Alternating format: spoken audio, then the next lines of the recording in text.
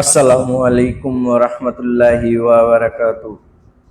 প্রিয় দিনী ভাই ও বোনেরা, দেশ এবং বিদেশ হতে যারা আমার লাইভে যুক্ত আছেন সকলকেই আমার আন্তরিক অভিনন্দন ও শুভেচ্ছা ভালোবাসা রইল। আমি প্রতিদিনের ন্যায় আজকেও রাত 11:30টায় চলে আসলাম লাইভে। আজকে আপনারা জানেন আমি সবসময় আপনাদেরকে ইসলামিক বই থেকে আপনাদের কিছু তথ্য দেওয়ার চেষ্টা করে থাকি, যেগুলা হলো আমাদের নিজের দুনিয়াবি হাসিলের জন্য এবং আখিরাতের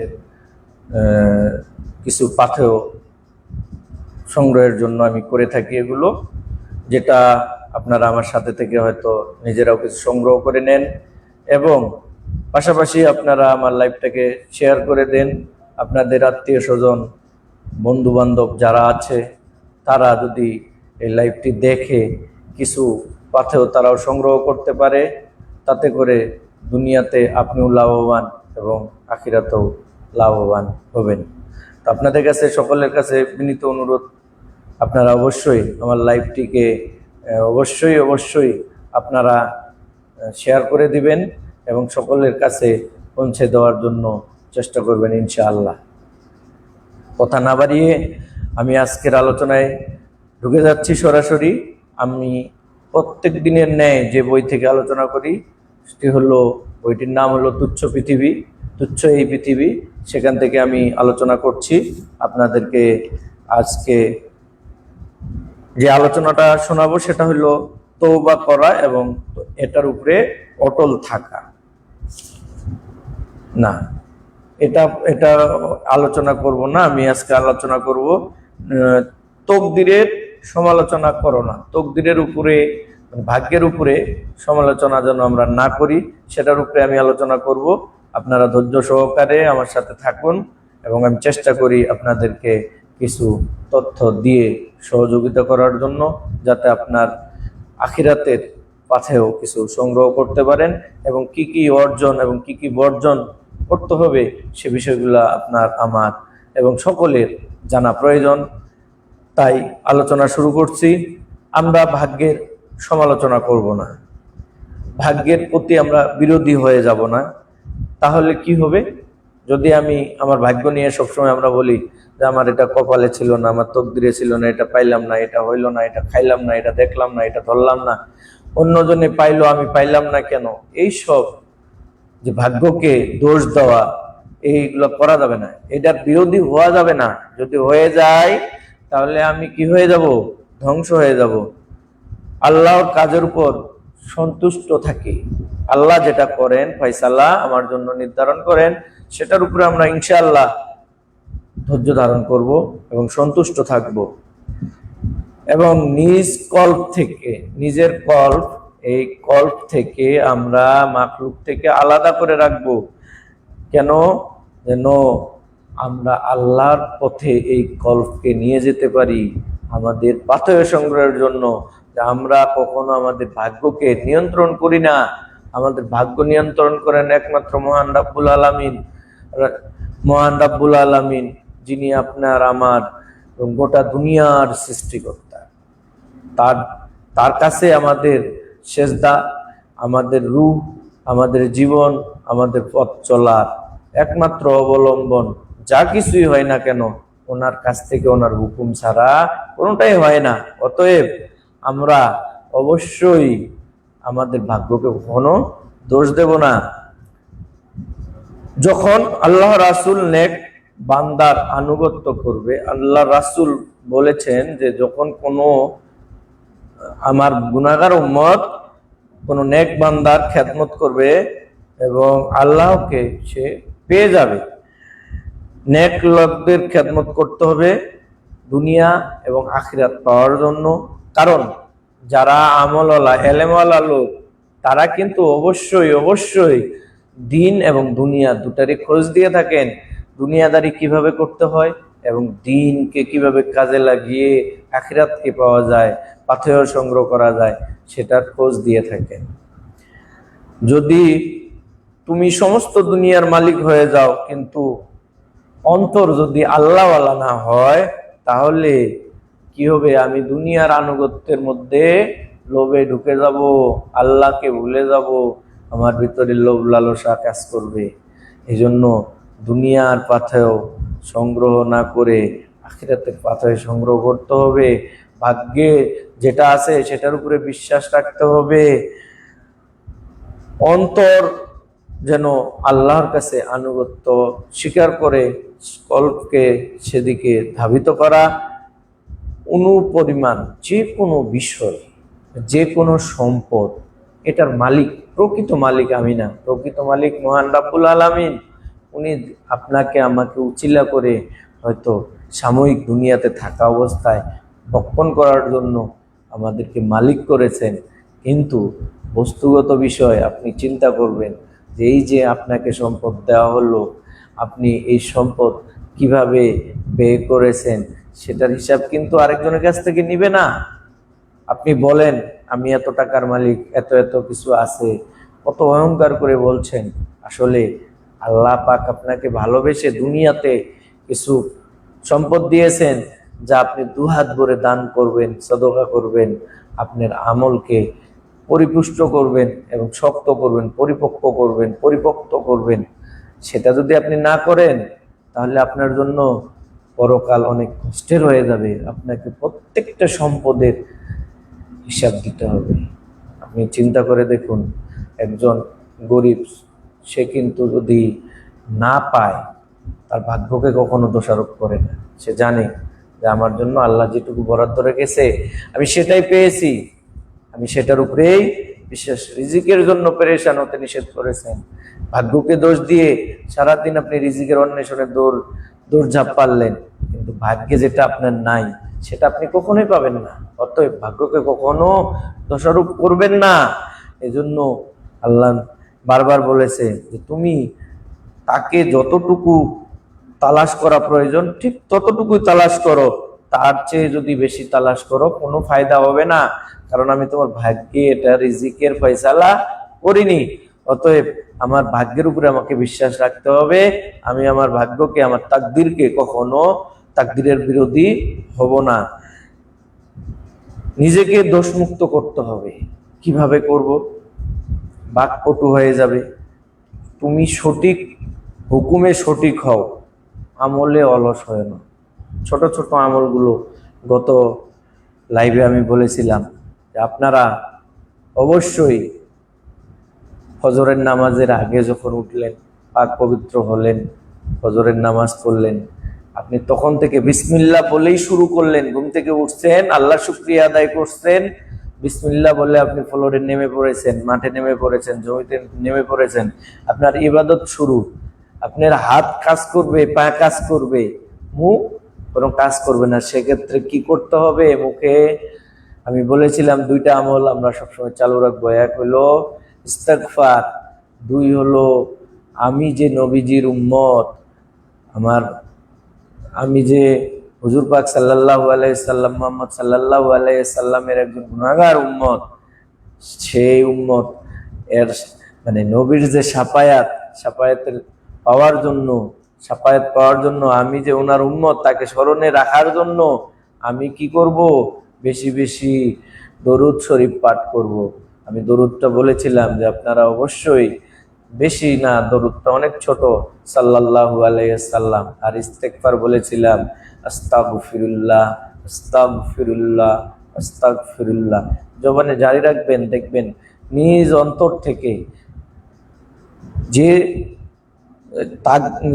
আস্তাগফিরুল্লাহ পড়লেন, এই যে ইস্তেগফার পড়লেন, দরুদ শরীফ পড়লেন, আপনার মনে আস্তে আস্তে আমলের যে একটা রস, মজা, সেটা চলে আসবে। আপনি নিজে নিজে অনুভব করতে পারবেন। আপনার মন বলবে যে বলি না একটু, কেন চুপ করে আছি, বলার চেষ্টা করি। এটা যখন আপনার মনে মনে চলে আসবে, তখন আপনার ইমান, দুর্বল ইমান সবল হতে শুরু করবে। আপনি ভালো কাজের দিকে ধাবিত করবে, মন্দ কাজ থেকে আপনাকে বিরত রাখার চেষ্টা করবে।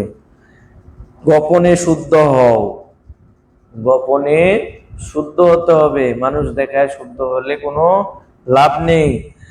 এবং কি বলছে, সমস্ত শান্তি একমাত্র আল্লাহ পাকের আনুগত্যের জন্য হতে হবে। যদি আমি আল্লাহ পাককে খুশি রাখতে চাই, রাজি খুশি করতে চাই, তাহলে অবশ্যই আমাকে গোপন ইবাদতগুলো বাড়িয়ে নিতে হবে। আমাকে গোপনে শুদ্ধ হওয়ার জন্য বেশি বেশি করে আল্লাহর কাছে আমরা তাহাজ্জুদ নামাজ পড়ব এবং তসবিহ তাহলিল করব, নাজারি করব, কান্নাকাটি করব, নিজের স্বীয় গুনাহার জন্য আল্লাহর কাছে তওবা করব, বলবো আল্লাহ আমি তো অনেক গুনাহ করে ফেলেছি, আমার মতো গুনাহগার আর পৃথিবীতে হয়তো নেই। ইয়া আল্লাহ তুমি তো রহমান, তুমি তো রাহিম, তুমি ছাড়া আমার কেউ নাই। তোমার তো অনেক বান্দা আছে, তোমার অনেক মাকবুল বান্দা আছে, তোমাকে ডাকে, আমার মতো গুনাহগার বান্দা হয়তো আর এই পৃথিবীতে নাই। ইয়া রাব্বুল আলামিন রহমান রহিম, তুমি আমাকে ক্ষমা করে দাও। তওবাও করতে হবে, এভাবে ক্ষমাও চাইতে হবে। নিজের উপরে, আপনার নফসের উপরে যে জুলুম করেছেন সেটার জন্য অনুতপ্ত হতে হবে। যদি আপনি অনুতপ্ত হতে পারেন তাহলে বুঝতে পারবেন যে আপনার ঈমান তাজা হচ্ছে। ঈমানের আনুগত্য যদি করতে চাও তাহলে তোমার কাছে সবাই অনুগত তখনই হবে যখন তুমি সঠিক আনুগত্য স্বীকার করবে। কার? মহান রাব্বুল আলামিনের। একমাত্র রাব্বুল আলামিনের কাছে যখন আনুগত্য স্বীকার করব তখন এক আল্লাহ পাকেই সবাইকে আপনার অনুগত করে দিবে। এই জন্য দোস্ত বুজুর্গ, আপনারা আমার প্রিয় ভাই ও বোন, আপনাদেরকে আমি অনুরোধ করব নিজেদের আমলের দিকে তাকাই। যাই করি না, 2 দিনের দুনিয়া, আজকে আসছি কালকে হয়তো থাকবো না। আমাদেরকে অবশ্যই আমাদের কাজগুলোকে সবসময় মাথায় রাখতে হবে, আমি কি করছি আর কি না করছি।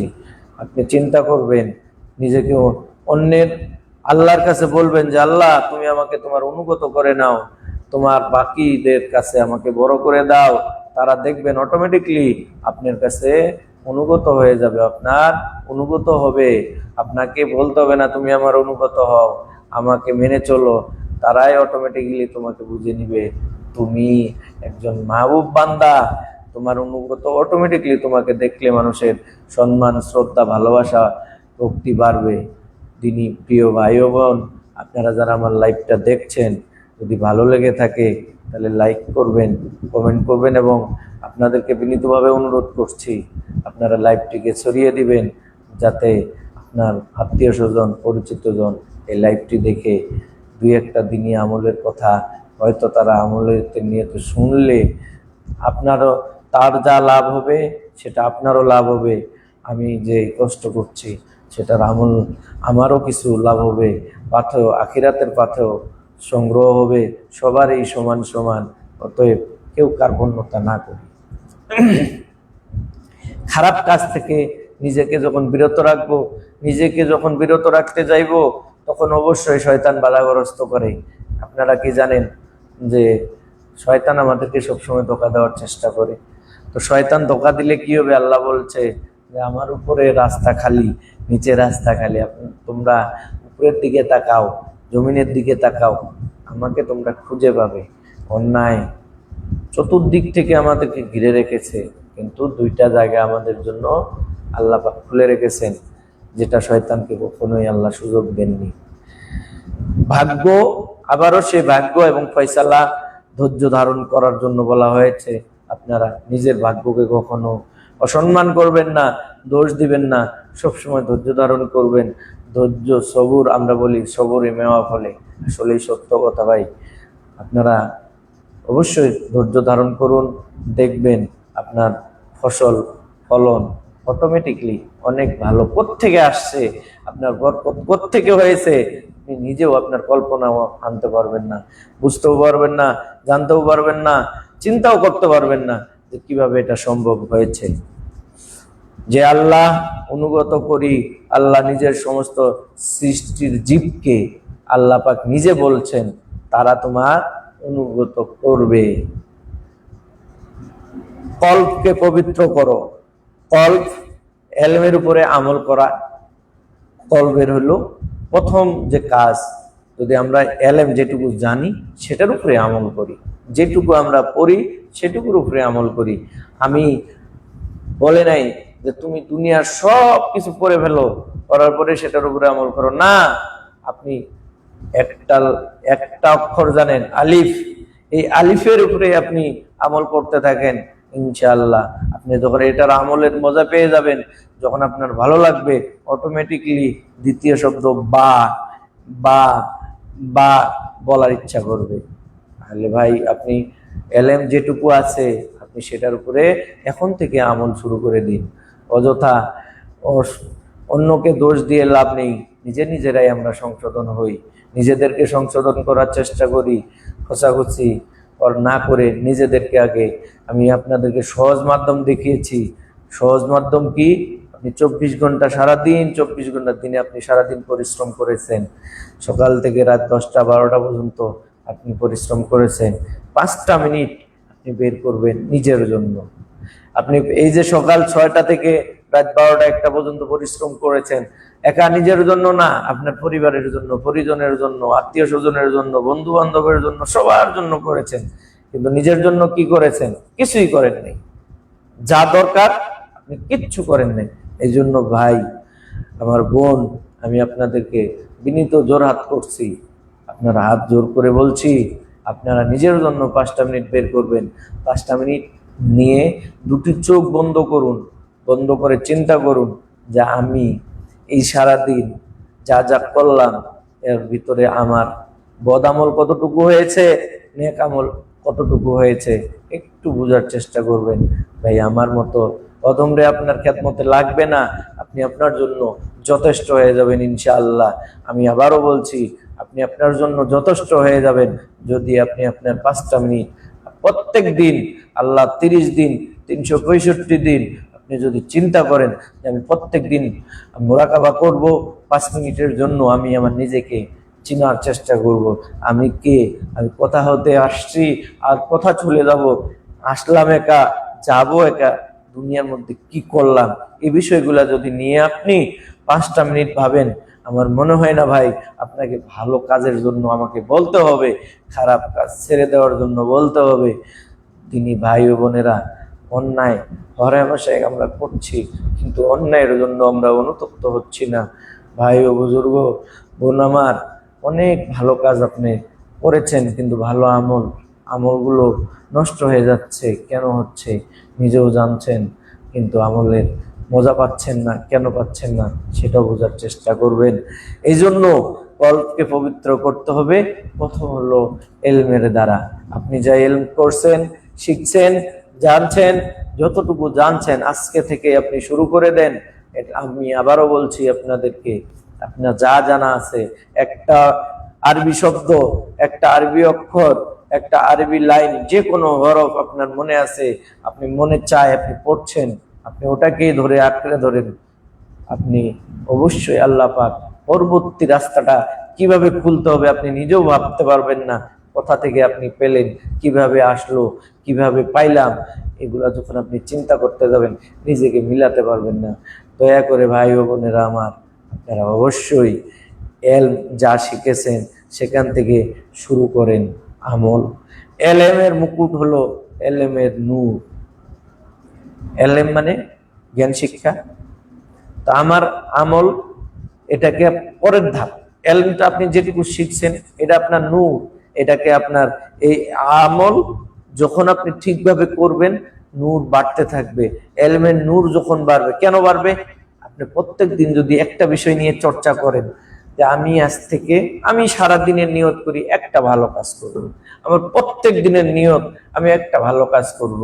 দেখেন ভাই ও বোনেরা, আপনারাও আমার মতো সময় কাটাচ্ছেন, আমি কিন্তু একটা ভালো কাজের উদ্দেশ্যে এখানে বসছি, আমি কোনো খারাপ কথা বলছি না, আপনাকে খারাপ কাজের জন্য কোথাও নির্দেশ দিচ্ছি না, বলছি না যে আপনি একটা খারাপ কাজ করে আসেন। আপনাকে আমি একটা ভালো কাজের জন্য আপনার কাছে জোরহাত করছি, বিনীতভাবে আবদার করছি, এটা আমার একটা ভালো কাজের আদেশ, আপনাকে আমি করলাম, আপনি অবশ্যই আমার কথাগুলোকে গুরুত্ব দিবেন। দিনী ভাই ও বোনেরা, আপনি আমার কথাগুলোকে ভালোভাবে নিন, মনোযোগ সহকারে নেন, আপনার দিলের কান দিয়ে শোনার চেষ্টা করেন। কি, যখন আপনি এলেমের উপরে আমল করবেন, কল্প পবিত্র এবং অটোমেটিকলি কল আস্তে আস্তে শয়তান এখানে যে কালি পড়েছে, ছাই পড়েছে, মরিচা পড়েছে, জং ধরেছে, এটা আস্তে আস্তে অটোমেটিকলি কি হয়ে যাবে? পরিষ্কার হয়ে যাবে, তখন আপনার কল্ব এমনি ইনশাআল্লাহ ঠিক হয়ে যাবে। যখন কল্ব ঠিক হয়ে যাবে, আপনার কল্বের ভিতরে যত রকম খারাপ ধারণা আছে, চিন্তা ধারণা আছে, যখন এগুলা দূরে সরে যাবে, অটোমেটিকলি আপনার প্রত্যেকটা অঙ্গ প্রত্যঙ্গ কল্বের অনুগত হয়ে যাবে। তখন আপনার দ্বারা খারাপ কাজ আর সম্ভব না। আপনি মন চাইলেও মনে প্রশ্নই আসবে না, তাহলে কি আপনি খারাপ কাজ করবেন? পশ্চিমকালেও না, কখনো না। কারণ কি? আপনি তখন আল্লাহর মাহবুব বান্দা। আর আল্লাহর মাহবুব বান্দারা কখনো খারাপ কাজ করতে পারে না। খারাপ কাজ তাদের মনের ভিতরে প্রশ্রয় পায় না, কারণ তারা, শয়তান তখন কি হয়ে যায়? বিতাড়িত হয়ে যায়। শয়তান বিতাড়িত হয়ে গেলে আর মন থেকে কখনো খারাপ কাজের চিন্তা জাগে না, প্রশ্ন জাগে না। তখন শুধু একটা কথাই ভাবে, কিভাবে আমি আমার আমলটাকে ঠিক করব, পরবর্তী জীবনটা আমার কেমন হবে, চোখের পানি ধরে রাখতে পারে না। প্রিয় ভাই, আপনি কি ভাবছেন? আপনি মিলান, আমি কথাগুলা বলছি, আমি আপনাকে বলছি, আপনি আপনার জীবনের সাথে মিলিয়ে দেখেন। আমি যদি কোনোটা ভুল বলে থাকি, আপনারাকে আমি জোর হাত করে বলছি, দিনী বোন, আপনি আজকে হয়তো অনেক রঙিন রঙিন স্বপ্ন দেখছেন। না, এটার চেয়ে আপনার রঙিন স্বপ্ন সেটাই হওয়া উচিত যেটা হুজুর পাক সাল্লাল্লাহু আলাইহি সাল্লামের মাধ্যমে আমাদের দুনিয়াতে আমাদের কাছে যেটা পৌঁছাইছে। আল্লাহ পাক নিজে যেটা আল্লাহর কালাম থেকে হুজুর পাকের মাধ্যমতে আমরা যা পেয়েছি, আজকে যারা বুজুর্গদের দিন আছেন, তার ওনারা যেভাবে আমাদেরকে গাইডলাইন দিচ্ছে, শিক্ষা দিচ্ছে, আমরা সেগুলো আঁকড়ে ধরি আমাদের পাথরকে সম্বল শক্ত করার জন্য। একটাবার চিন্তা করেন, যখন দুটি চোখ বন্ধ হয়ে যাবে, কিছুই যাবে না। আজকে আমার ফ্যাশন, আমার চলাফেরা, তখন আর কেউ দেখবে না। একমাত্র আসছেন যার কাছ থেকে, তার কাছে যখন ফিরে যাবেন, ওনার জবাব আপনি আমি কেউ দিতে পারবো না, লাজবাব হয়ে যাব আমরা, আমাদের জবাবে কিছুই আসবে না। তখন কি হবে? এটা একটু চিন্তা করি, চিন্তার বিষয়। কলবের সুস্থতা তার বাতেনের সুস্থতার উপর নির্ভরশীল। বাতেন হচ্ছে পাখি। আমরা কলবের পাখিটাকে, এই পাখিটাকে আমরা কন্ট্রোল করতে হবে। এই কলবের যে এই বাতেন মানে পাখি, এই পাখিটাকে যদি আমরা কন্ট্রোল করতে চাই, তাহলে কি হবে? এখন এখানে একটা প্রশ্ন এসে গেছে যে আমার কলবের চাহিদা কি? আমার কলবের চাহিদা দুনিয়াবি চাহিদা, লোভ এবং লালসা। এই দুনিয়ার চাহিদা, লোভ আর লালসা যদি আমি বন্ধ করতে না পারি, তাহলে আমার দিন বৃথা, আমি ব্যর্থতায় ভরে গেলাম। আমার জীবন থেকে আমি কোনোটাই ভালো কিছু নিয়ে আসতে পারলাম না। আমি অনেক কিছু দেখছি, অনেক স্বপ্ন দেখছি, অনেক টাকা দেখছি, গাড়ি দেখছি, বাড়ি দেখছি, আরো অনেক কিছু দেখছি, কিন্তু এটা আপনার সফলতা না। সফলতা হলো আপনার লোভ লালসাকে আপনি দমন করতে পেরেছেন, আপনার পাখি আপনার কন্ট্রোলে এসে পড়েছে। তখন অটোমেটিকলি আপনার কল্ব আপনার কন্ট্রোলে চলে আসবে। আর কল্ব হলো তার পিঞ্জিরা, এবং পিঞ্জিরার এই যে দেহ, শরীর, পাখি তার পিঞ্জিরা, সব কবর, সমস্ত জীবের পিঞ্জিরা। তখন কি হবে? যার মধ্যে ছাড়া, যাওয়া ছাড়ার কোনো উপায় নেই। পিঞ্জিরা মানে কবর, এখানে কবর উল্লেখ করা হয়েছে পিঞ্জিরা দিয়ে। তাহলে এই পিঞ্জিরা, কবরের মধ্যে যখন আমরা যাব, আমার এই দেহটা, নিতর দেহটা যখন নিয়ে শোয়াবে, কেউ গেল না। সর্বশেষ দুইজন সাথী যিনারা আমাকে নিচে নামিয়ে দিল, নামাবে, তখন ভাই, দিনী ভাই ও বোনেরা, তখন আর কেউ থাকলো না অবশিষ্ট। আপনাকে যখন চাটাইয়ের উপরে মাটি দিল, তখন আপনি শুধু চেয়ে চেয়ে দেখলেন, হায় হায়, আজকে তো আর আমার সাথে কেউ রইল না, কেউ থাকলো না। দিনীয় ভাই ও বোনেরা, তখন কি করবেন? কি নিয়ে থাকবেন? অন্ধকার কবর আপনি কি দিয়ে জ্বালাবেন? বাতি জ্বালাবেন কি দিয়ে? বাতি জ্বালানোর জন্য আমি আপনার দুটি পায়ে ধরি, জোরাত করে রিকোয়েস্ট করি, অবশ্যই অবশ্যই আপনি আখিরাতের পাথের জন্য এখন থেকেই প্রস্তুতি নেন। আমার মতো অধম আপনাকে রিকোয়েস্ট করছে, আমার মতো গুনাহগার আপনার পায়ে ধরছে। ভাই ও বোনেরা, আপনারা অবশ্যই আমার কথাগুলোকে মূল্যায়ন করবেন। মূল্যায়িত হলে আপনারাও লাভবান, আমিও লাভবান। আপনার জিন্দেগি আমল, পাথেও আমল সমৃদ্ধ হোক, আমি সবসময় এটাই কামনা করি, আল্লাহর কাছে এই দোয়াই কামনা করি। সকলকে যেন আল্লাহ হেদায়েত দান করে এবং সঠিক রাস্তায় চলার তৌফিক দান করে। দেখেন তো, আপনি একটা জিনিস চিন্তা করেন, যে খরা তাপের মধ্যে, আমাদের দাবদাহের মধ্যে আমরা আছি, আমাদের আল্লাহ বৃষ্টি দিচ্ছে না। কেন দিচ্ছে না? আমরা পাপে ভরে গেছি, আমাদের দেহগুলা পাপে পরিপূর্ণ, দেহগুলা থেকে আমরা পাপ মোচন করতে পারছি না, পাপে ভরে গেছি আমরা। যার কারণে আল্লাহ আমাদেরকে কি করছেন? এই খরা দিয়েছেন, খরা দিয়েছেন। এই যে তাপ দাবদাহ বাড়ছে, আমাদের শরীরগুলাকে আমরা মিলাচ্ছি, একটাবার ভাবছি না। এই প্রোটেকশনের জন্য বিকল্প যা কিছু আছে আমরা সেগুলো চিন্তা করছি, কিন্তু একবারও আমরা ভাবছি না যে আল্লাহ, আমরা তো অনেক গুনাহ করে ফেলেছি, আমরা অনেক গুনাহগার, আমরা তো গুনাহ করতে করতে নিজেকে শেষ করে ফেলেছি।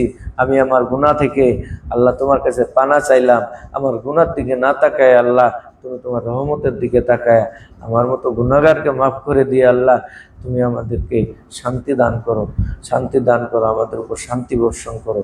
তাহলে অবশ্যই আমার মতো অধম যদি বলে, আল্লাহ পাক অবশ্যই শুনবেন। আপনি জানেন কিনা, একজন বুজুর্গ বান্দার চেয়ে একজন গুনাহগার বান্দাকে আল্লাহ বেশি ভালোবাসেন।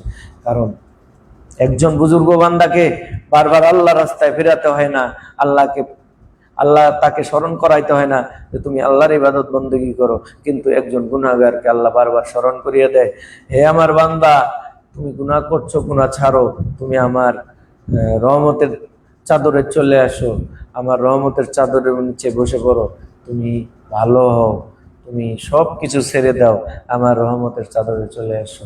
একজন গুনাহগার বান্দাকে আল্লাহ বেশি ভালোবাসেন, বিদায় বেশি বারবার ডাকেন।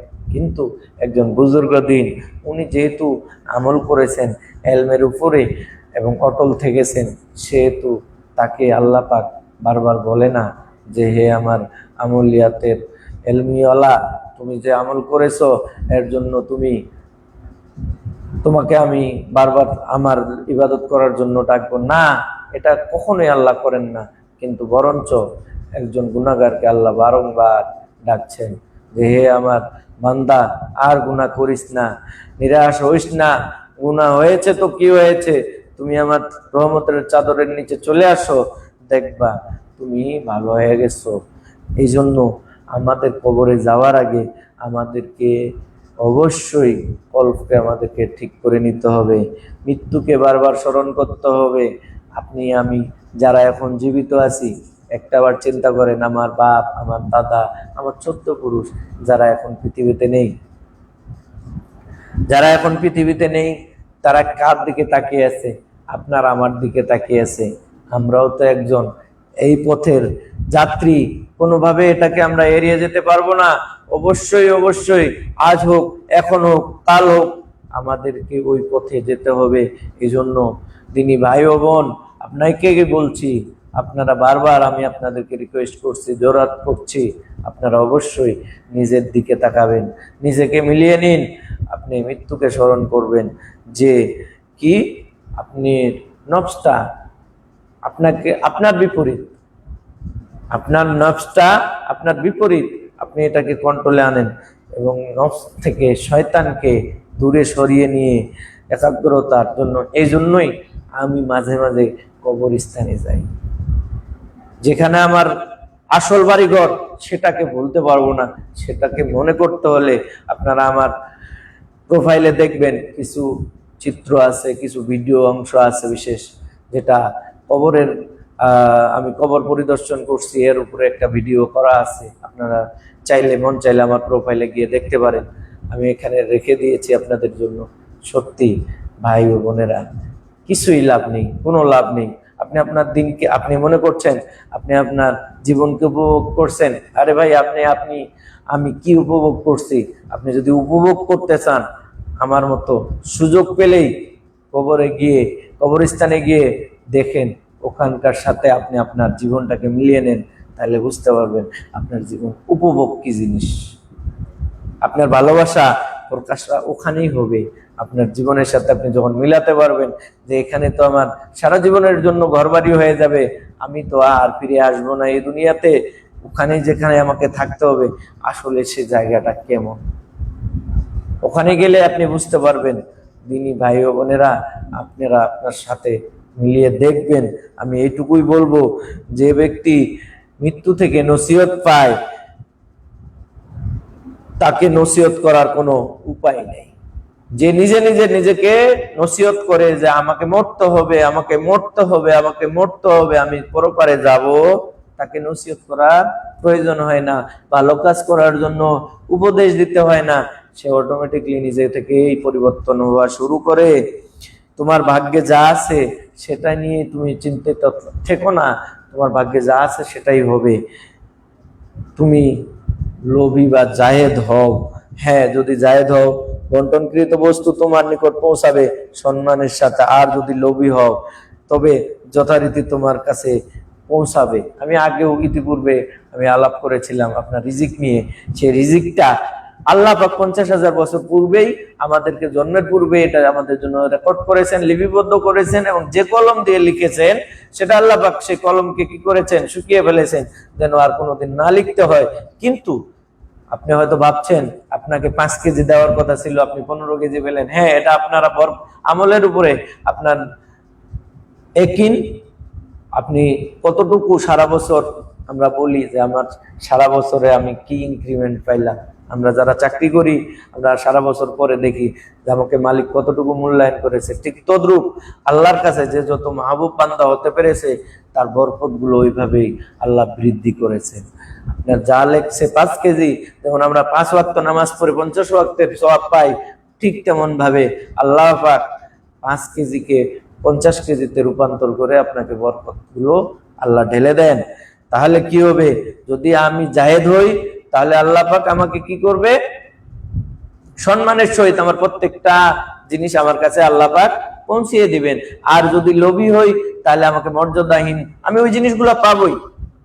ভালো রাস্তায় থাকলেও আমি পাবো, খারাপ রাস্তা থাকলেও ওই সম্পদটা, ওই জিনিসগুলো আমি পাবোই। যদি ভালো রাস্তায় থাকি তাহলে কি পাবো? মর্যাদার সহিত পাবো। আর যদি খারাপ লোভ লালসার রাস্তায় থাকি তাহলে মর্যাদাহীন ভাবে, খারাপ ভাবে ওই জিনিসগুলাই আমি পাবো। আর যদি আমার আল্লাহর উপর ঈমান এবং দৃঢ় বিশ্বাস থাকে, এবং তিনি আমাকে দেখছেন, আমার নিকটে তিনি বিদ্যমান আছেন এবং আমার রক্ষক, তবে আমি তাকে লজ্জা করি। তাকে লজ্জা করতে হবে। আমি আমার চাল চলন আল্লাহর চিন্তা এবং ভয়কারী চাল চলনের বিপরীত দেখতেছি। আসলে মিলিয়ে দেখি কতটুকু ভয় আমার কাজ করছে। দিনী ভাই ও বোন, আপনাদেরকে আমি বিনীতভাবে বলছি, আমি বিনীতভাবে আপনাদেরকে আবারও রিকোয়েস্ট করছি, আপনারা আমার কথাগুলোকে একটু মনোযোগ দিয়ে শুনবেন। আপনারা নিজেকে মিলাতে পারবেন। কোনো দুশ্চিন্তার কোনো কারণ নেই, হতাশ হওয়ার কোনো কারণ নেই। গুনাহ করেছেন তো কি হয়েছে, এখন থেকেই আপনি শুরু করে নেন। আজকে রাত থেকে আপনি চিন্তা করবেন যে আমি আমার জীবনের 5টা মিনিট প্রত্যেকটা রাতে দিয়ে আমি মিলাবো। সারাদিন কি করেছি সেটার সাথে আমি মিলিয়ে নেব। বদ আমলের পাল্লা কতটুকু ভারী হয়েছে, নেকের আমলের পাল্লাটা কতটুকু ভারী হয়েছে। কোন দিকে আসি? বদের পাল্লায় আসি না নেকির পাল্লায় আসি? আমল কোন দিকে চলে যাচ্ছে? যদি আপনি নেকের পাল্লার দিকে থাকেন, তাহলে আপনার কাছে দুনিয়া ভালো লাগবে না। দুনিয়ার কোনো জাঁকজমকপূর্ণ জিনিস আপনার কাছে মজা লাগবে না, কারণ আপনি আখিরাতমুখী হয়ে গেছেন। আপনার আখিরাতের চিন্তায় আপনি ব্যতিব্যস্ত আছেন। আখিরাত নিয়ে আপনার চিন্তা ভাবনা, কখন কিভাবে আল্লাহর কাছে দাঁড়াবো, আল্লাহর কাছে আমি কি জবাব দেব, এটাতেই পরেশান থাকবেন সব সময়। ভালো আমলগুলো আপনার কাছে ধরা দিবে। আর যদি দুনিয়ামুখী হয়ে যায়, তাহলে ভালো আমলগুলো মজা লাগবে না। দুনিয়াবি যত কাজ কাম আছে সেগুলোর প্রতি আমাদের মজা বেড়ে যাবে। সমস্ত চিন্তা, খুশি, দারিদ্রতা, ধন্যতা, সহজ কঠিন দুঃখ কষ্টের সমাপ্তির নামেই হইল মৃত্যু। দিনী ভাই ও বোন, আজকে এই পর্যন্তই। চেষ্টা করেছি আপনাদেরকে, জানি না কতটুকু বোঝাতে পেরেছি। ইনশাআল্লাহ প্রত্যেকদিন আমি চেষ্টা করব এই লাইভটা এখন থেকে আমার পেজে প্রচারিত করার জন্য, এবং লাইভের লিঙ্ক আমার প্রোফাইলেও যাবে। ইনশাআল্লাহ আপনারা যারা শুনছেন, আজকে যারা আমার সাথে ছিলেন, আমি আশা করব প্রত্যেকদিন আপনারা রাত 11:30টার সময় আবারও দেখাবে ইনশাআল্লাহ। আল্লাহ পাক যদি আমাকে হায়াতে বেঁচে রাখে, অবশ্যই আমি আপনাদের সাথে এই দিন নিয়ে আলোচনা করব। আজকে এই পর্যন্তই। আপনারা আমার জন্য দোয়া করবেন, আমিও আপনাদের জন্য দোয়া করি। এই বলে আমি শেষ করছি। আসসালামু আলাইকুম ওয়া রাহমাতুল্লাহি ওয়া বারাকাতুহু।